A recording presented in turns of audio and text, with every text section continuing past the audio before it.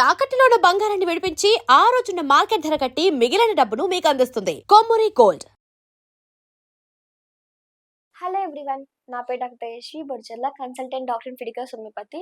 ఈరోజు మనం తెలుసుకోబోయే టాపిక్ వచ్చేసి డిస్మెనోరియా అంటాం. అంటే పెయిన్ఫుల్ పీరియడ్స్ అని. ఎందుకు పీరియడ్స్ పెయిన్ఫుల్గా మారుతాయి, ఇది కొంతమందికి ఎందుకు పెయిన్ఫుల్గా ఉంటుంది, కొంతమందికి ఎందుకు పెయిన్లెస్గా ఉంటుంది, లేదంటే దీని వెనక ఏదైనా కారణం ఏదైనా ఉందా, లేదంటే ఈ కండిషన్ ఎలా ట్రీట్ చేసుకోవాలి, దీనికి సంబంధించిన ఏ విధమైన ఆప్షన్స్ ఉంటాయో క్లియర్గా తెలుసుకుంటాం. సో డిస్మెనోరియా అంటే పెయిన్ఫుల్ పీరియడ్స్ అంటాం.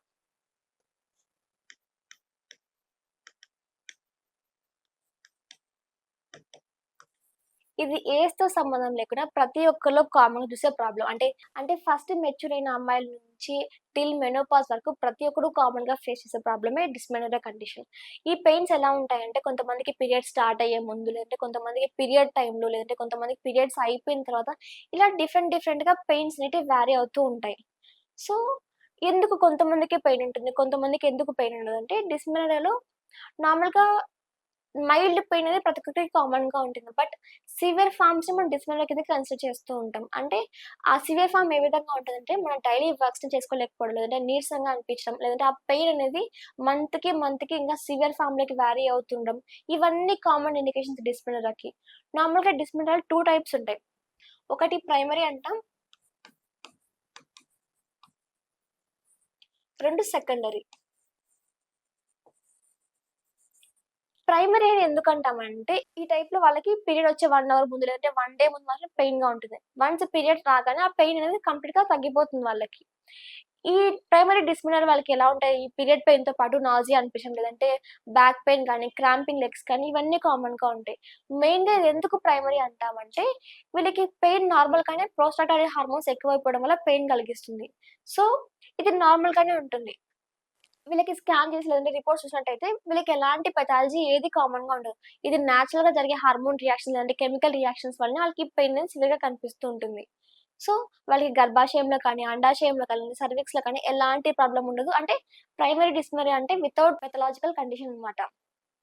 Next secondary dysmenorrhoea. సెకండరీ అని ఎందుకన్నామంటే, ఏదైనా బలమైన కారణం లేదంటే ఫైబ్రాయిడ్స్ కానీ, అడినోమైట్స్ కానీ, పీసీఓఎస్ కానీ ఇలా ఏదైనా హార్మోనల్ డిసార్డర్స్ కానీ ఏదైనా ఉన్నప్పుడు మాత్రమే వాళ్ళకి ఆ పీరియడ్ టైమ్‌లో పెయిన్‌ఫుల్‌గా అనిపిస్తుంటుంది. ఈ సెకండరీ డిస్మెనోరియా ఎలా ఉంటుందంటే, పీరియడ్ స్టార్ట్ అయ్యే 1 వీక్ ముందు, లేదంటే పీరియడ్ స్టార్ట్ అయ్యే 2, 3 డేస్ ముందు ఈ పెయిన్స్ అనేటివి సివియర్‌గా ఉంటాయి. ఇంకా దాంతో పాటు ఈ సివియర్ పెయిన్‌తో పాటు బ్యాక్ పెయిన్ రావడం, క్రాంపీ లెగ్స్ కానివ్వండి, లేదంటే వీక్‌నెస్ కనిపించడం, హెడేక్ అనిపించడం ఇవన్నీ కామన్‌గా ఉంటాయి. ఈ పెయిన్స్ అనేటివి పీరియడ్ స్టాప్ అయినా కూడా స్టాప్ అవ్వకుండా కంటిన్యూ‌గా కొంతమందిలో ఎలా ఉంటాయంటే throughout the month continuous పెయిన్‌ఫుల్‌గా ఉంటాయి. కొంతమందిలో పీరియడ్స్ అయిపోయిన ఒక 5, 10 డేస్ వరకు పెయిన్స్ సివియర్ ఫార్మ్‌లో కనిపిస్తూ ఉంటాయి. ఇదే దీనిక మెయిన్ ఫీచర్ అనమాట. అంటే ఇంటర్నల్‌గా గర్భాశయంలో కానీ, లేదంటే అండాశయంలో కానీ, లేదంటే సెర్విక్స్‌లో కానీ ఏదైనా ప్రాబ్లమ్ ఉన్నప్పుడు మాత్రమే ఆ ప్రాబ్లమ్స్ వల్లనే వీళ్ళకి ఆ పీరియడ్స్ అనేటివి పెయిన్‌ఫుల్‌గా మారిపోతూ ఉన్నాయి. సో, వన్స్ ఆ ప్రాబ్లమ్‌ని క్లియర్ చేసి, ఐడెంటిఫై చేసి, దాన్ని ట్రీట్ చేసినట్టయితే వాళ్ళకి సెకండరీ డిస్‌పేర్ నుంచి రిలీఫ్ చేసుకోవచ్చు. దాంతో పాటు ప్రైమరీని కూడా మనం కంట్రోల్ చేసుకోవచ్చు. అంటే ఆ పెయిన్ సివియారిటీని తగ్గించుకోవచ్చు. లేదంటే ఆ పెయిన్ ఇంకా మళ్ళీ మళ్ళీ రాకుండా కూడా మనం ప్రివెంటివ్‌గా యూజ్ చేయొచ్చనమాట. ఇంకా దీంతో పాటు ఈ డిస్మెనోరియా హోమియోపతి ఎలా ట్రీట్ చేస్తుందంటే, ఈ డిస్మెనోరియా కండిషన్స్‌లో మెయిన్‌గా హోమియోపతి ఇది ప్రైమరీ డిస్మెనోరియా లేదంటే సెకండరీ వాళ్ళ పెయిన్ పీరియడ్ నేచర్ ఎలా ఉంది? పెయిన్ ఎప్పుడు స్టార్ట్ అవుతుంది? ఆ పెయిన్ ఏ విధంగా ఉంది? ఆ పెయిన్స్ ఏమైనా రేడియేట్ అవుతున్నాయా లేదా? లేదంటే వాళ్ళ బ్లీడింగ్ ఎలా ఉంది? పీరియడ్ సైకిల్స్ ఏ విధంగా ఉన్నాయి? రెగ్యులర్‌గా ఉన్నాయా? లేదంటే అబ్నార్మల్‌గా ఉన్నాయా? ఇవన్నీ కన్సిడర్ చేయడం జరుగుతుంది. దాంతో పాటు మెయిన్‌గా కాన్స్టిట్యూషన్ అంటే వాళ్ళ యొక్క ఫిజికల్ స్టేట్‌ని, మెంటల్ అపియరెన్స్‌ని ఇవన్నీ కన్సిడర్ చేసి వాళ్ళకి మెడిసిన్స్ ఇవ్వడం జరుగుతుంది. సో, దాని ద్వారా వాళ్ళకి ఏదైతే ఆ ప్రైమరీ డిస్మెనోరియా ఉంటుందో, ఆ డిస్మెనోరియా కంప్లీట్‌గా క్యూర్ అవ్వడం జరుగుతుంది.